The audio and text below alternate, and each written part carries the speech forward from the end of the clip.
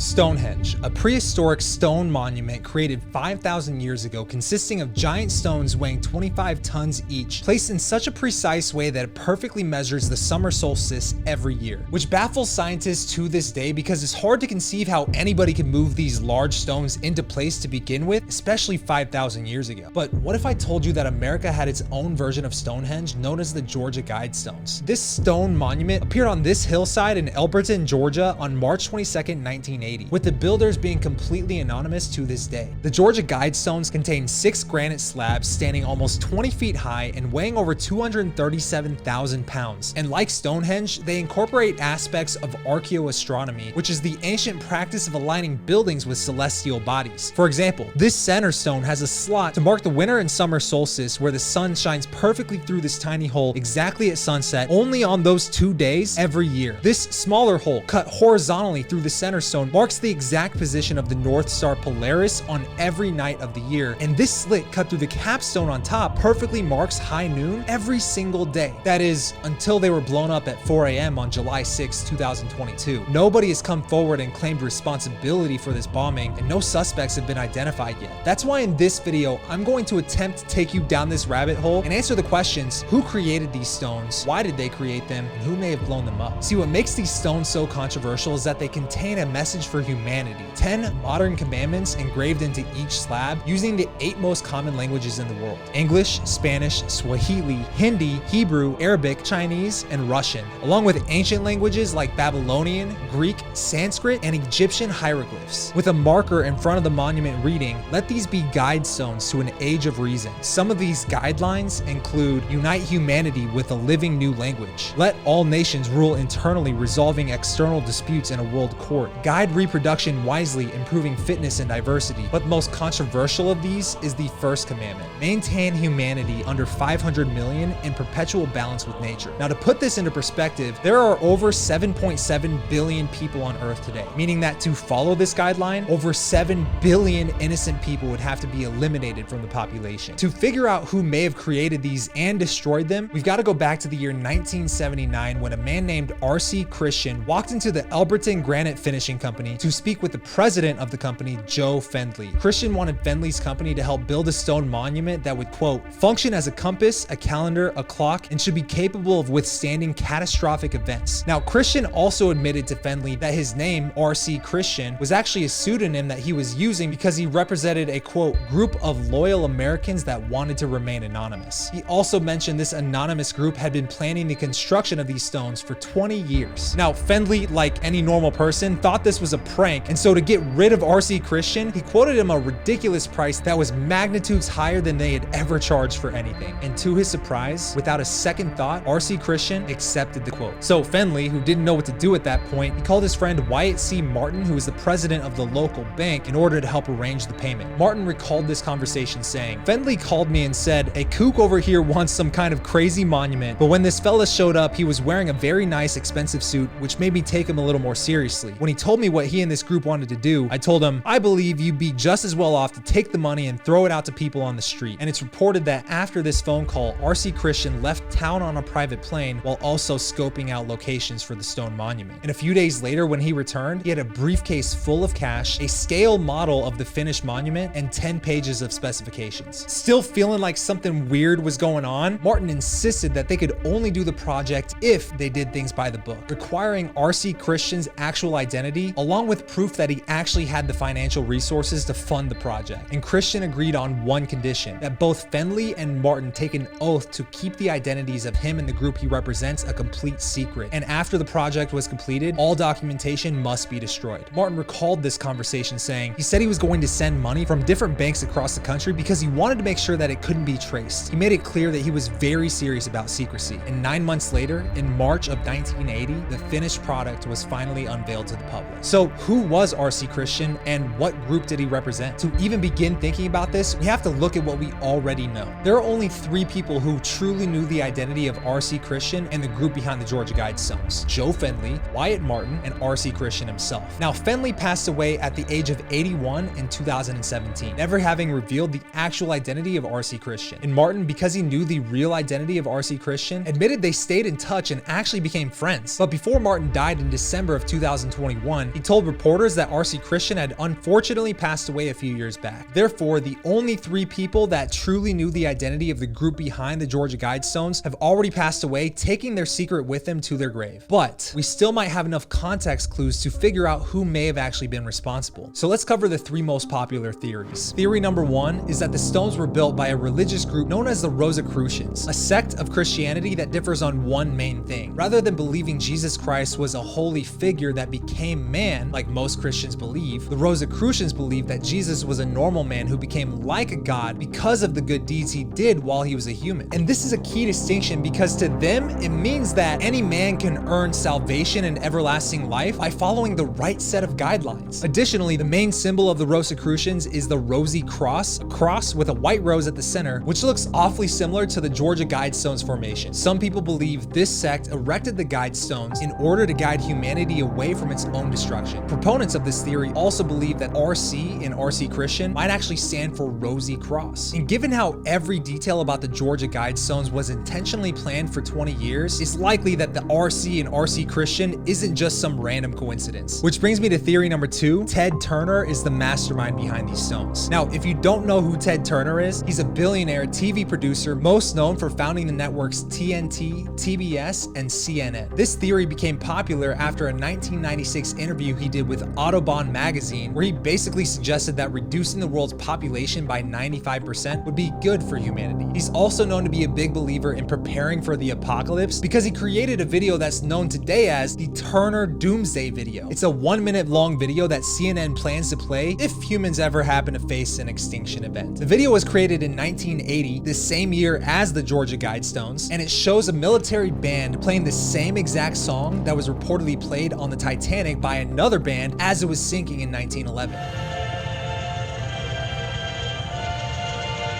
Which leads us to the final theory. A cabal within the government is pushing for a new world order. A very intriguing theory because we know that this anonymous group was planning the Georgia Guidestones for 20 years before 1979, which would bring us back to 1959. And the president in 1959 was Dwight D. Eisenhower, who on his final speech before leaving the White House warned us about a rogue group that already exists within the government, saying, "In the councils of government, we must guard against the acquisition of unwarranted influence, whether sought or unsought, by the military-industrial complex. The potential for the disastrous rise of misplaced power exists and will persist." And when you look at places like the Denver airport and some of the artwork around it, you can see eerie pictures of what looks to be mass genocide, along with hints of a new world order, leading many theorists to believe that whoever designed the Denver airport may also be responsible for the Georgia Guidestones. Which brings us to the question at hand today: who done it? Now, I should say that at the time of filming this, the bombing is still an active investigation. So from this point forward,